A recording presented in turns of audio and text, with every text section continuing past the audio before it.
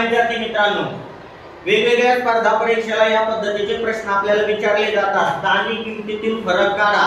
दिलेली संख्या असते, त्याच्या खाली अंडरलाईन करून दिलेली असते आणि त्या नंबरच्या स्थानिक किमतीतील फरक आपल्याला काढा असा प्रश्न विचारलेला असतो. पण मग आपण काय करतो तर वजाबाकी करत बसतो. तर वजाबाकी करायची नाही. आज मी तुम्हाला एकदम सोपी अशी ट्रिक शिकवणार आहे. त्यामध्ये तुम्हाला स्थानिक किमतीतील फरक काढण्यासाठी वजाबाकी करण्याची अजिबात गरज नाही. तर काय करायचंय तर पहा. तर ज्या ठिकाणी अंडरलाईन करून दिली पहा, त्या ठिकाणी 7 ला अंडरलाईन करून दिली. मग 7 हा नंबर 10 मधून वजा करायचा. किती मधून वजा करायचा? 10 मधून. 10 मधून 7 गेले, खाली किती उरले?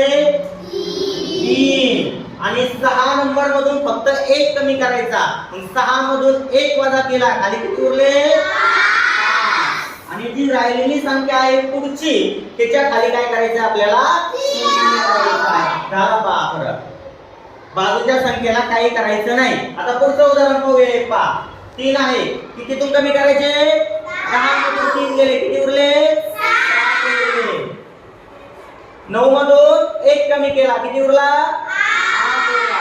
आता मधली जी संख्या आहे तिथं 9 लिहायचे, किती लिहायचे? 9. आणि शेवटी 0 झाला फरक. एकदम सोपं, काही सेकंदात उत्तर मिळतंय. पहा पुढचं उदाहरण पाहूया. 10 मधून 1 गेला, 9 उरले.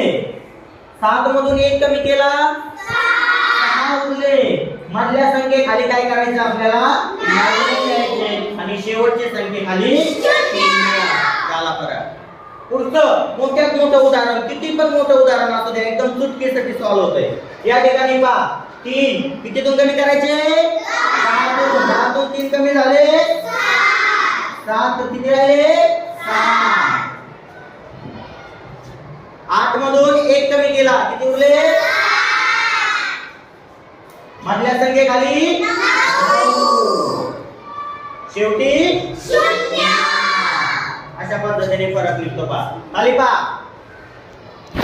10 मधून 3 गेले, 7. 2 मधून 1 कमी केला, 4 आणि 2 च्या खाली 0. एकदम सोप्या पद्धतीने आपण स्थानिक किमतीतील फरक या ठिकाणी काढू शकतो. आलं लक्षात?